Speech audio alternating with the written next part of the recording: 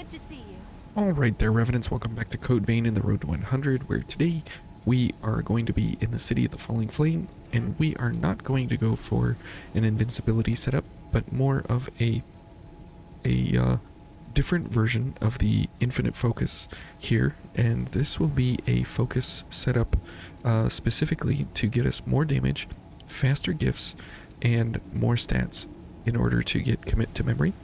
And we're going to have gift extension along the way, plus Eva, so we're going to have pretty quick gift speed once we are focused up here, and this cooldown of 10 seconds will go down to 6.7 seconds, which is beautiful, and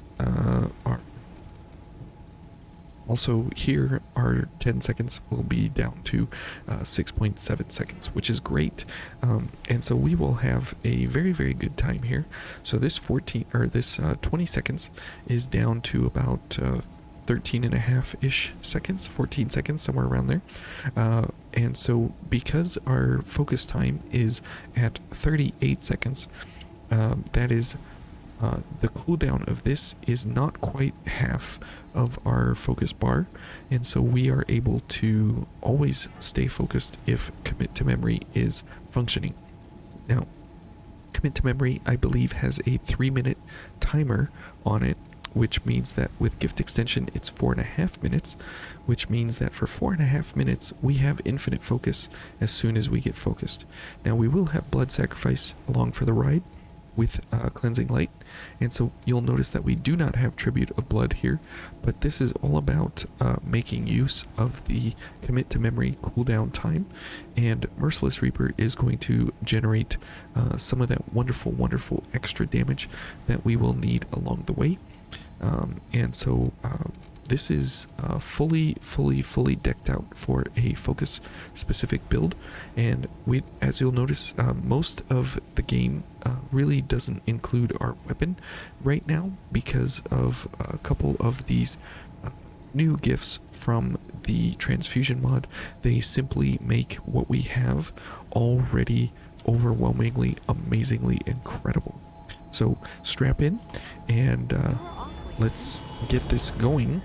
And the cool thing here is that we will not be invincible at all along the way here, so we still do need to play we still do need to play a good level of gameplay here in order to actually figure out what's actually going on. But as you'll notice, it is kind of difficult to get focused here at this point. We are not, super overpowered, overwhelming, incredibly amazing anymore, and but we are still able and capable of holding our own along the way here, and we are able to do very well in spite of everything that we have going. See, because we did a backstab there that one time, it did break our ability here to actually get focused infinitely, and so we will have to pay attention to that as we go along here, because it will be ever so important that we keep hitting that focus as soon as it comes off cooldown, because we are not possible or capable of maintaining our focus here if we miss a second of time here to actually hit the button and do the focus along the way. So very important here to make sure that we don't miss a beat like we just did there. So very important. And as you'll notice, we do have a very substantial amount of damage here along the way, and that is so very nice that we are able to actually do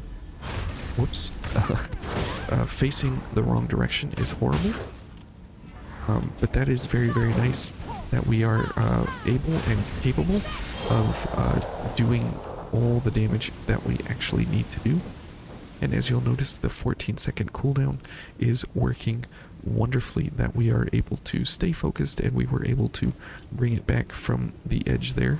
So let's go ahead and load up on some ichor here before the cutscene and try and get to our maximum level of ichor here, because this next fight will be pretty intense and we will want all of our gifts and all of our ichor available here to us. So as we get into the cutscene, you'll notice that since we aren't taking invincibility as an option this time, it does make the City of the Falling Flame a little more dangerous, because we do have walls that we have to worry about, and we have the floor that we have to worry about, and we have all of these different whoops, that is unfortunate that we just used that, but we have all of these different cares and concerns that we normally otherwise don't.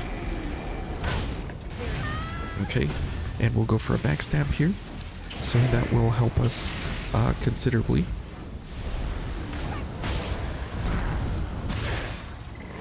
Okay, good. We are focused now, so we should be able to stay focused.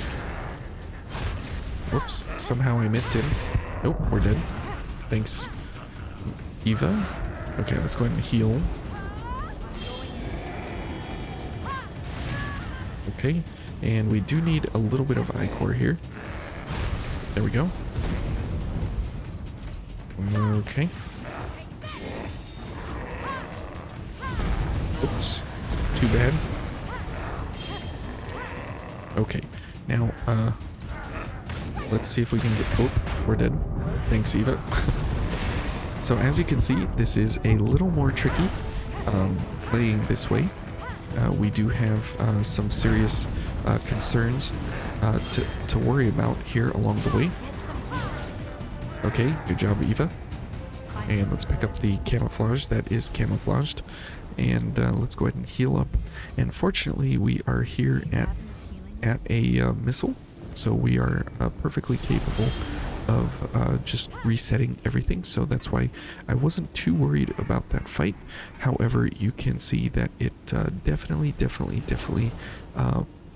is still a challenge, which is why I'm going for not invincibility, to show that we're still able and capable of getting focused on our own and maintaining the infinite focus level.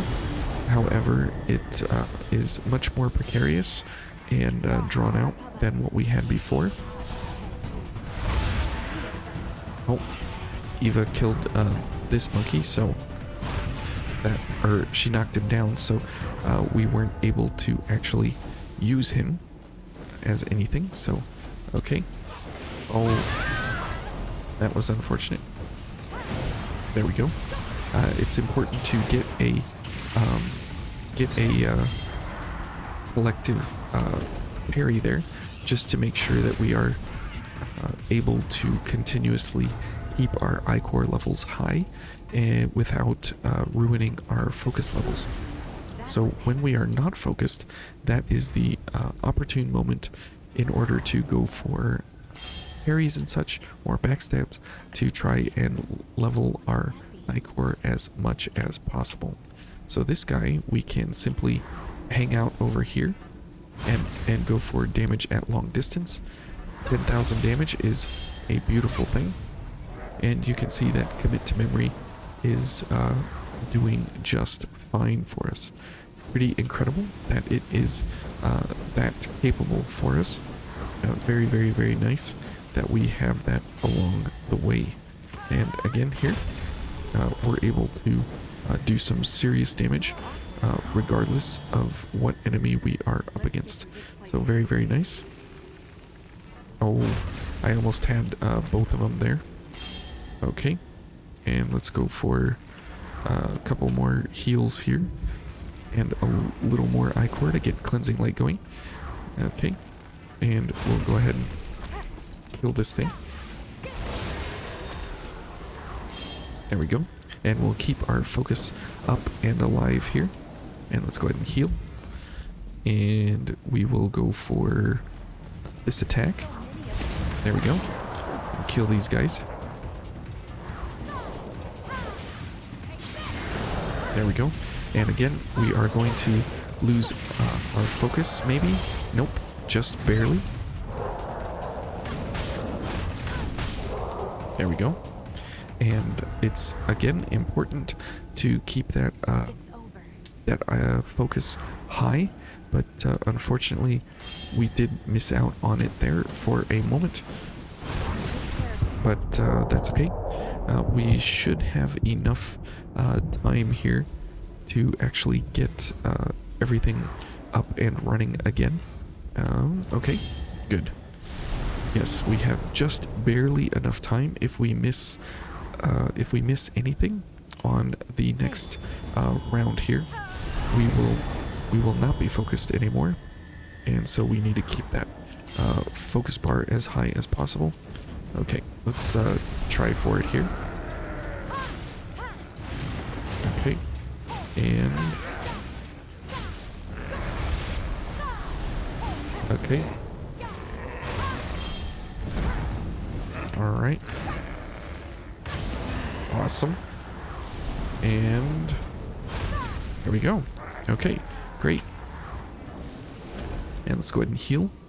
Okay, so as you can see, we are building our focus meter back ever so slightly, ever so carefully here. And that should have killed that ball on the other side of the fence there. I don't know if it actually did, but that's fine. There we go. Good. Our focus bar is doing... whoops, wrong one. Oh, that did not hit. That is most unfortunate. Okay. I thought we were going to be able to hit him through the wall there, but didn't look like it was the case. There we go. That should have got both of them. Yep. Okay. Perfect. Okay. Everything worked out fairly well here for the City of the Falling Flame.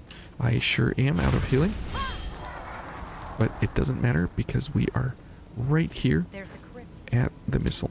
So you'll notice that during the adventuring here, the adventure portion, actually going through the level, we have to be a little more careful than we were in the Ashen Cavern, because the light value gifts are not as frequent and as prevalent as the dark gifts. However, there is no room here unless we go for Merciless Reaper and we go for Light Heart. I think going for a Merciless Reaper at this point is actually a better call, because it plays into the enemy weaknesses overall. So it works out really, really well for us. Okay, so as we get into this fight, the name of the game here is obviously don't get hit, but at the same time, it should be fairly simple to get focused all the time, because of how Emily jumps around and does a lot of her attacks and such. We should be able to get focused fairly easily along the way. Now, we will not be invincible, so that is something that we have to understand here. Okay, so we are almost focused here. Ouch, now we're focused. Okay. I do need to heal myself, you're right. Okay. And let's just hang out back here for a second. And then we'll go for more focus.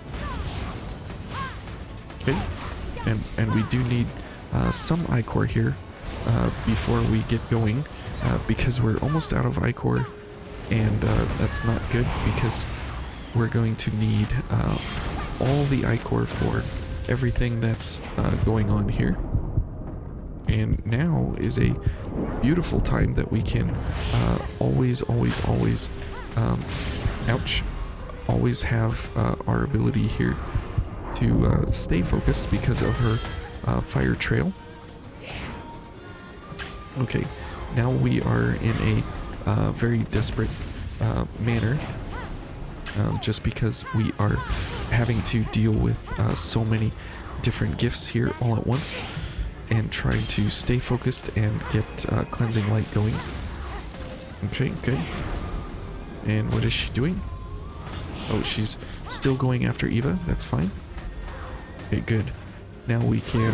oh. Okay, let's get focused again.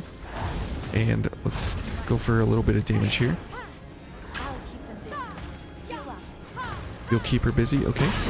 Oh, Eva just tanked all of that. Oh. Okay, she went for the slash. That is unfortunate.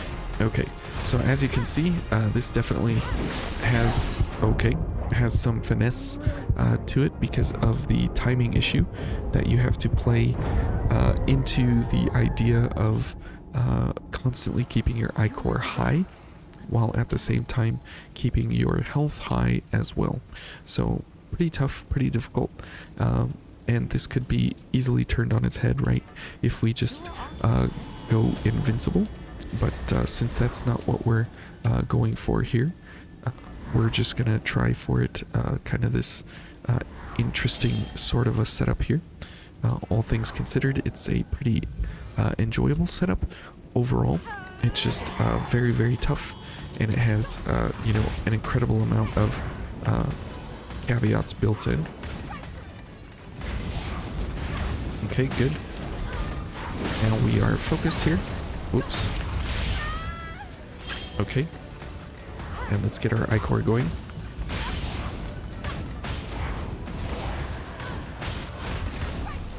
Okay. And we're gonna have to heal here at some point, right? And as soon as, yep, focus recovery comes off cooldown there. Okay. Let's go for a big attack there. And more damage. There we go. Let's go ahead and heal.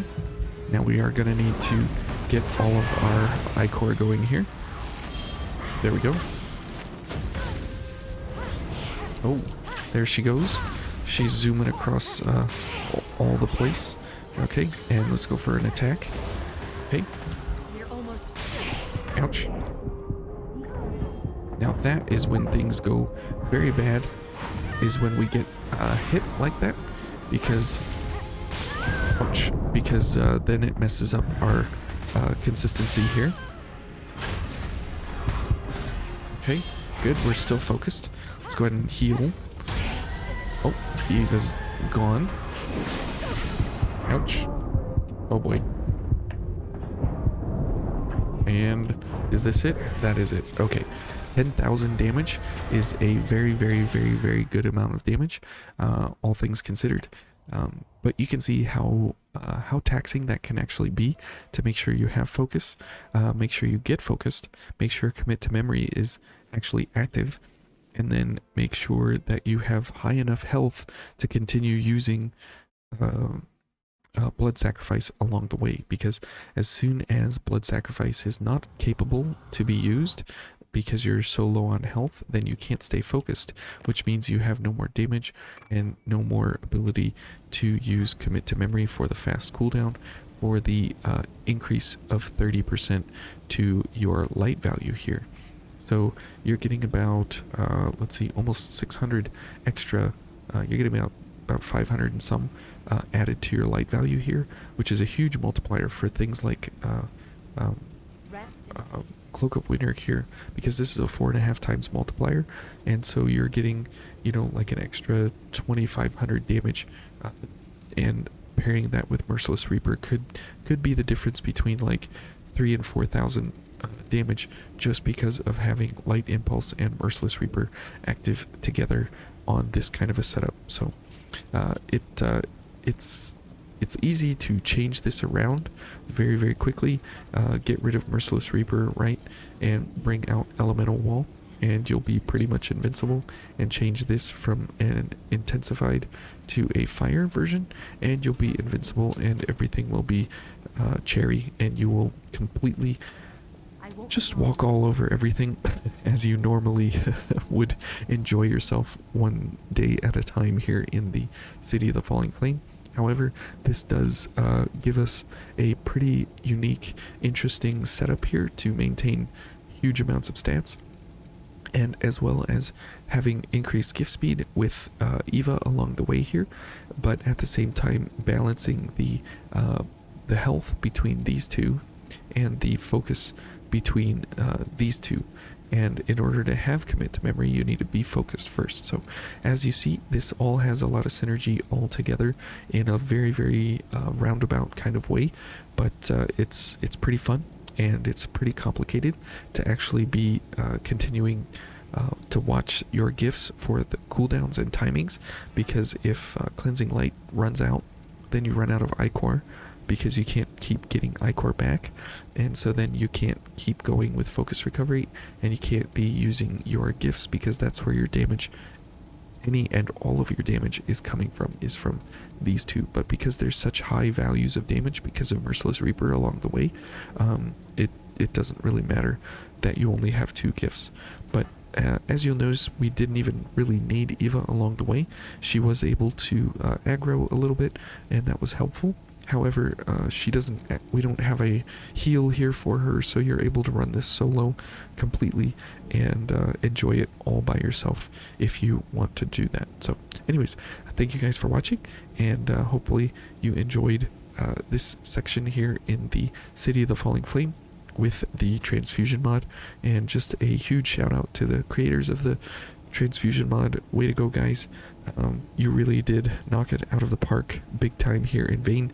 You truly got to the heart of what Vayne is with the gifts itself. Hats off to you guys. Big thanks for putting this together and sending it out into the community. Really appreciate it. So anyways, we'll see you guys tomorrow. Thanks for watching. Bye.